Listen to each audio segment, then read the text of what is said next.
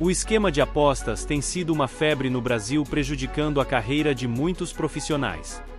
Vamos falar nesse vídeo dos 5 jogadores que não só ficaram algumas partidas sem jogar por causa das apostas, mas que também perderam a possibilidade de atuar como jogador de futebol. O primeiro atleta que iremos falar é do Diego Porfírio.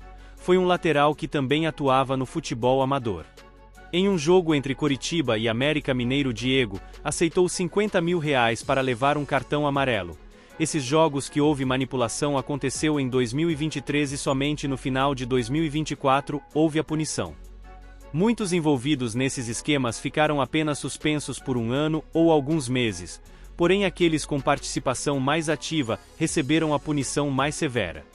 O segundo jogador se chama Igor Catatal, revelado pelo Madureira. O ex-jogador do Vasco Igor Catatal teve contrato rescindido no Sepahan, clube do Irã que defendia desde o início do ano de 2023. Ele já não aparece mais na página do elenco do time, atualmente tem se dedicado ao futevôlei. Ele foi identificado como intermediário em um esquema de apostas envolvendo jogadores do Sampaio Correia e recebeu uma multa de R$70 mil. O terceiro jogador que foi banido se chama Gabriel Tota, jogava como meio-campista. Foi acusado de receber dinheiro da quadrilha de apostas para influenciar o desempenho de Paulo Miranda, provocando cartões amarelos em jogos do Juventude.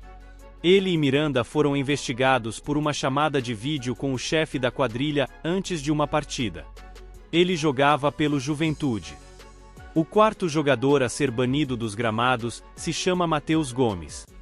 Ex-goleiro, agora trabalha como motorista de aplicativo em Belo Horizonte, ganhando até R$7 mil por mês após ser punido por envolvimento em um esquema de apostas. Ele apresentou o jogador Fernando Neto a um apostador, o que resultou em sua condenação. Matheus alega que não recebeu os R$100 mil prometido, se considera a pena injusta.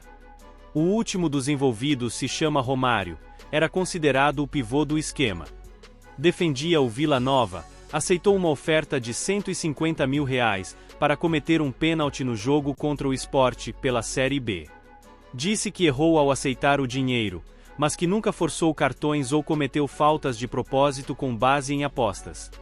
Não se sabe qual é a atividade atual exercida pelo ex-jogador. Talvez a história mais importante não seja a dos atletas banidos, mas aquela que permanece nas sombras. O que ainda não sabemos sobre os bastidores do futebol? Quantos outros, cujos nomes nunca ouviremos, estarão fazendo escolhas semelhantes, no escuro, como se nada tivesse sido aprendido? Esses acontecimentos nos faz refletir sobre o que está em jogo, não só dentro dos campos, mas também nas escolhas que nos definem. Onde a linha entre o certo e o errado começa a se desfazer. Quem você acha que pode ser o próximo a ser envolvido nesse tipo de escândalo?